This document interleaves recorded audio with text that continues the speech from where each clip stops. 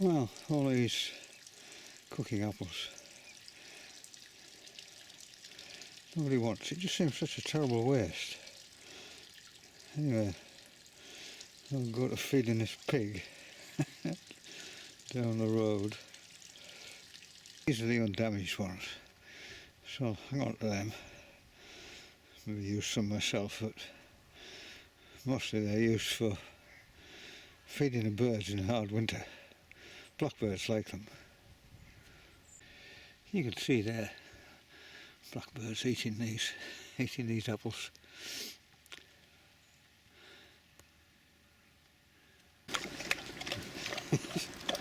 There's only once these apples down. Not nice.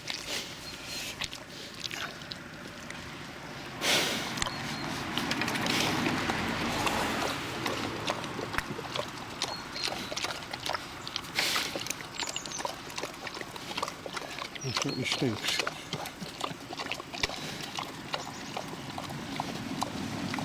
He's got this great big bin full to get through. Well, all the Bramley apples are picked now.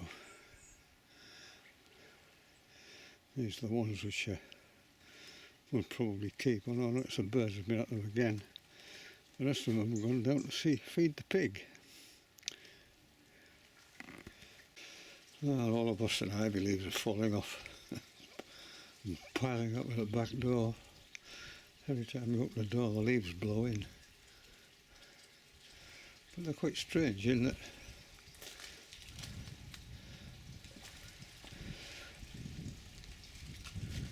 the stalk and the leaf separate. This bit breaks up first and leaves all the stalks.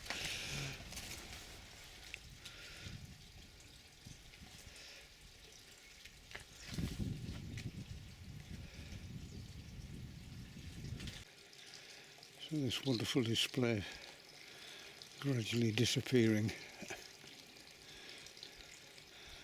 and the house beginning to reappear.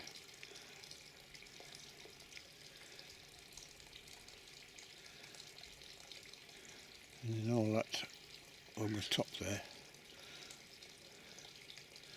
will all be to strip off.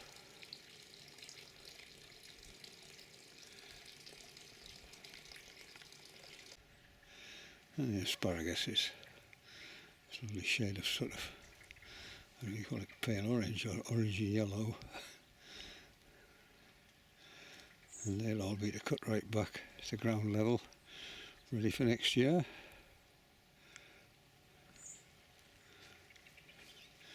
And buddleia, again, it will all be pruned right hard back.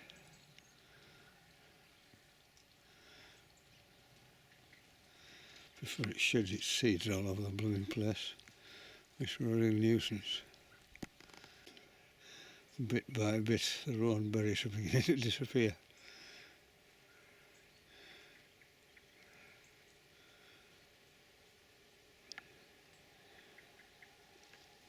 And the brave birds are beginning to fall off. I really must get round to picking them.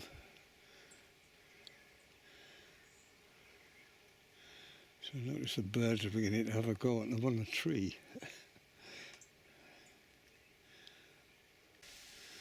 The last of the maples beginning to turn now. It's a lovely display.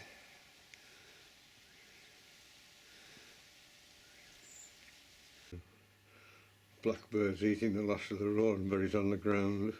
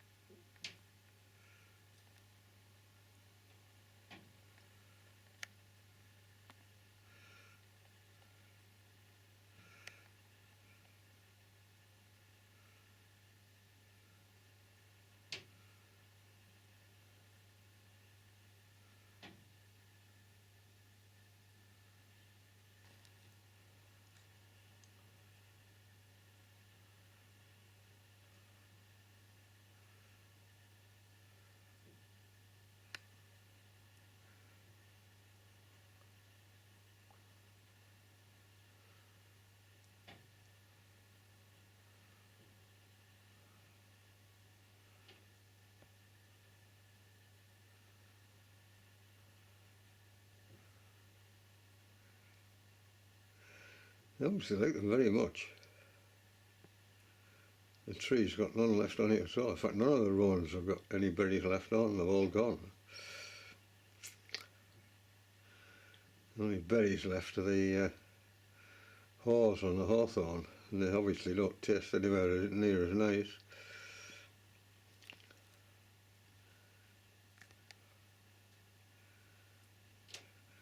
I'll keep a wary eye out for the sparrowhawk. It likes blackbirds. A cock blackbird, it's black with a yellow beak. Hen blackbirds tend to be brown with a brown beak. But in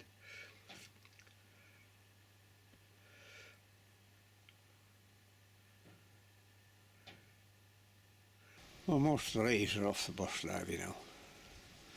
Just a few struggling bits. They'll pile up against the back door. Every time you open the back door they blow in. It's a nuisance, so see them all strewn along this path here. So one of the jobs of the day is to gather these up and put them on the garden. Asparagus fronds with this brilliant orange. You know, some are still green. I just cannot believe it, this being, we're almost into December. Normally these were all cut and dried and carted off. A lot of them are still green, don't want to cut them while they're green. And ditto the buddleia. It's still got a great mass of leaves on it. It needs, it really needs cutting right back, but it's not ready yet. Look at the intensity of that orange there.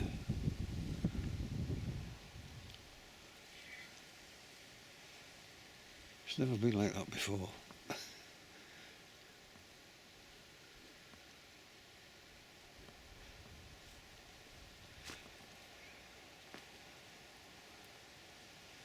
Incredible. There's another job that needs doing. I noticed that this ivy is beginning to creep up the house wall, so it needs killing off.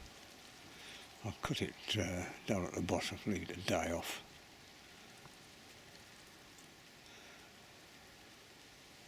With it being an evergreen, it's not like the Boston ivy. It gets to be a real nuisance. There's still dozens of Braeburn apples.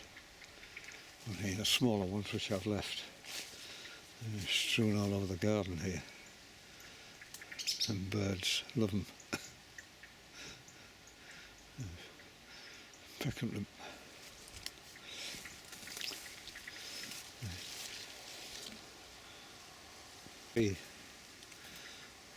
What, 6 blackbirds under this tree when I came out, all squabbling with one another. There's still lots of leaves on these maples. There's a brilliant yellow on there. It's just wonderful. And there's this really strange fungus back again. It's really difficult to see in the leaves.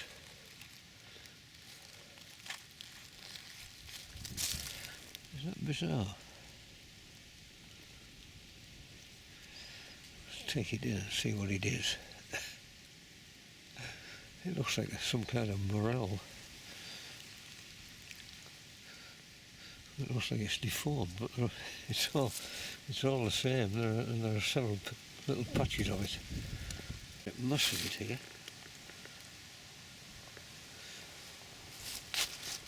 Under these hazels.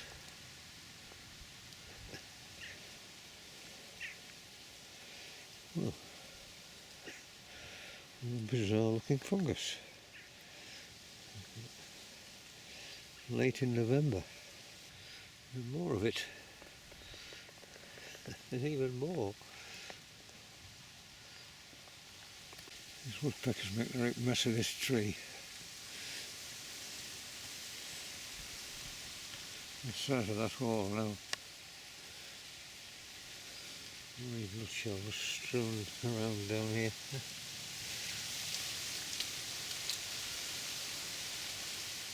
Oh, now most of the leaves are off.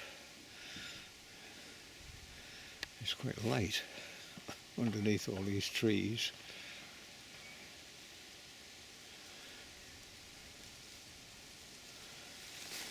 There's a sizable number of these little oak trees, obviously self-sown. There are quite a lot of them. I think when the tree canopy comes next year, there won't be enough light for them, but you never know. They might make it through and survive to adulthood, become an absolutely gigantic thing. And the silver birch is beginning to turn now. That nice yellow colour you get with a slightly orange yellow.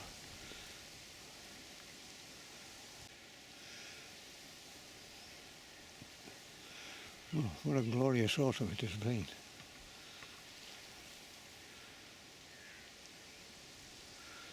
Stunning. And before autumn is finished, here are the new catkins for next year. In a couple of months, 3 months it'll be, end of February, it will all begin again. That's a lot better, but there's still a few leaves to come off there. But, the bulk of it's done. So I just piled those leaves along the bottom of this asparagus. I've rot down and provide the asparagus with some nutrients. My neighbour's kids have got a kite up in the wind. Something about kites. A picturesque looking thing is that.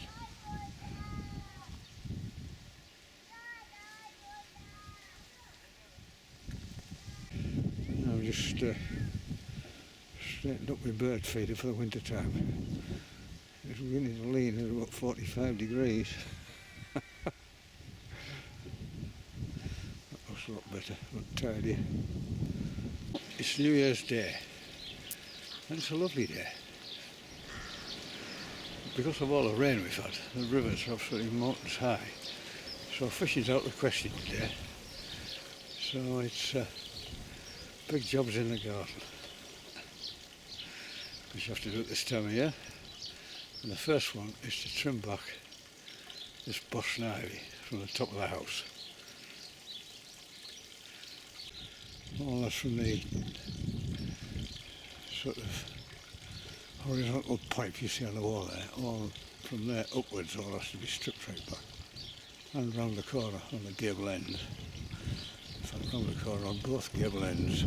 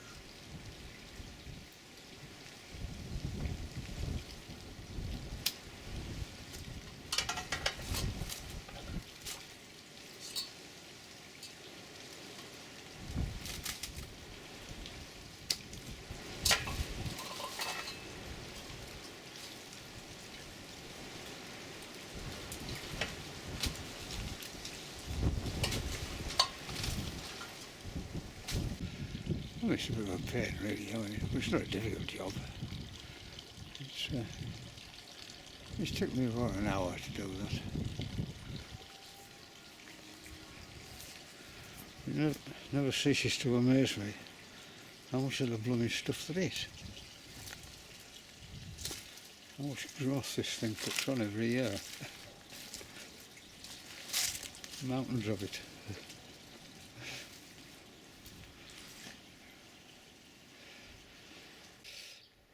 Well, that's it all done. There's the odd bit clinging to the wall, but then that doesn't matter, not too bothered about that. And all that remains now is to rake up all the bits, mountains of it, which will take a while. Clean that gutter off and while I've got the ladder out and brush the moss off the garage roof. And then we're done for the day. Till next year. I can go through the whole rigmarole again. But it's well worth it. I mean, a wonderful autumn display it puts on this bus library. Really lovely. And the next job is to cut all this buddleia back, cut all this asparagus down, and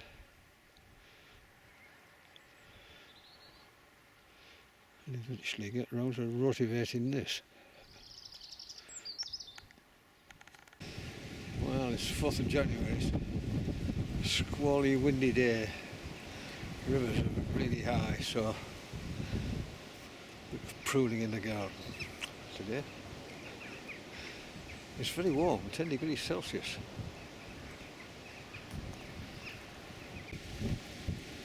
The buddleia and the asparagus all to take down today. They'll probably blow all over the garden. Anyway, let's get on with it.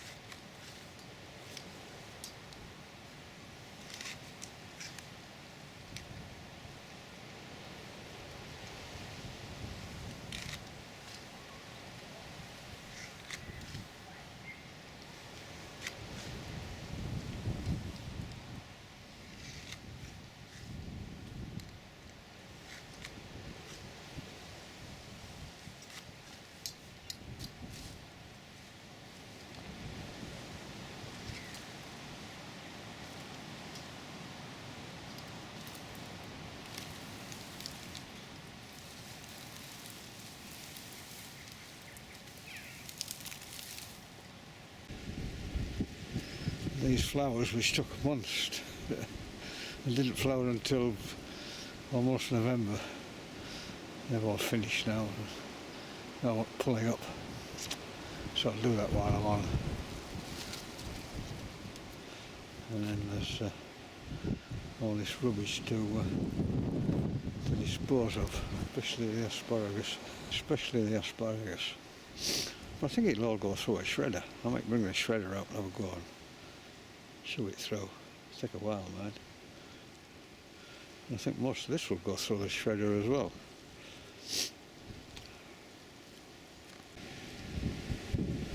Well, that looks a lot different.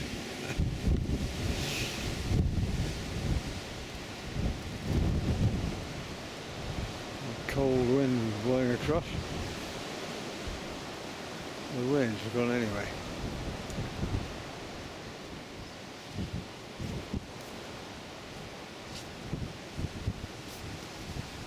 So there's the buddleia after its savage haircut, which it gets this time every year.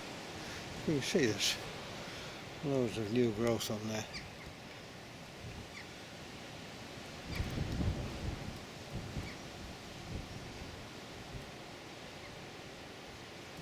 So we'll be back to its height of 10-12 feet next summer for the butterflies.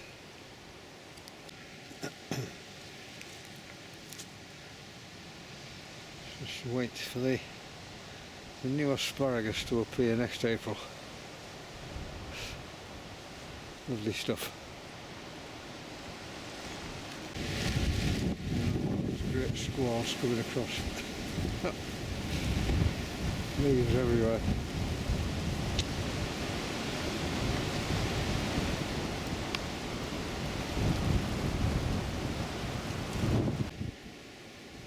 Well, that'll do us for today. Shredding next. And then chainsawing. And then pruning fruit trees. Never ending. Well, today it's tree chopping down. Large tree behind me. It's very, very heavy with a lack of light. But I still have to use the boom. And chainsaw coming away in the background.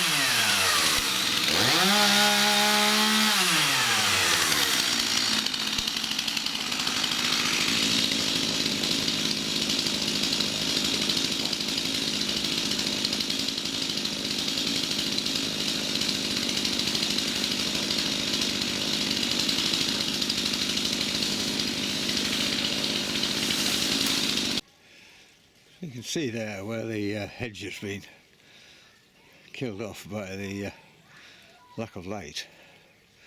Hopefully it will recover. It's pretty tough stuff is yew. I might have to cut it back a bit. Anyway, it didn't take long. 10 minutes. Now all that remains is to cart all this up the garden and saw it up. these bits of hedge which I've let grow have become a bit unmanageable, so I'm going to take them off and let them regrow so I can reach them with a hedge trimmer. Otherwise at the moment it means going up a ladder, which is not ideal. There are 4 of them to do.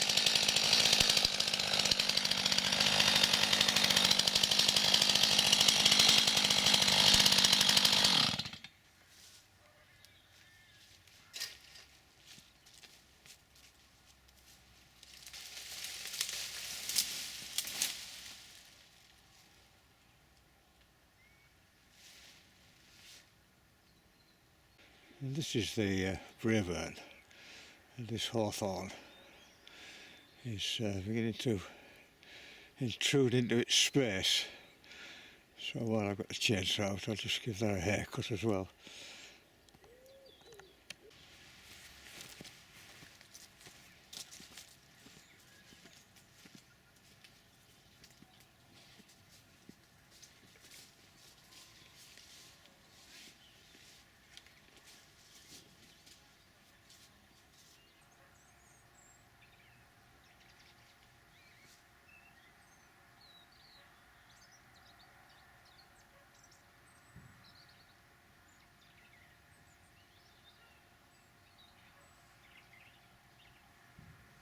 Well, while I had the chainsaw, I decided to give this rosemary a haircut. It looks a bit desperate at the moment, but it should recover. You can see where it's been growing right across the lawn there.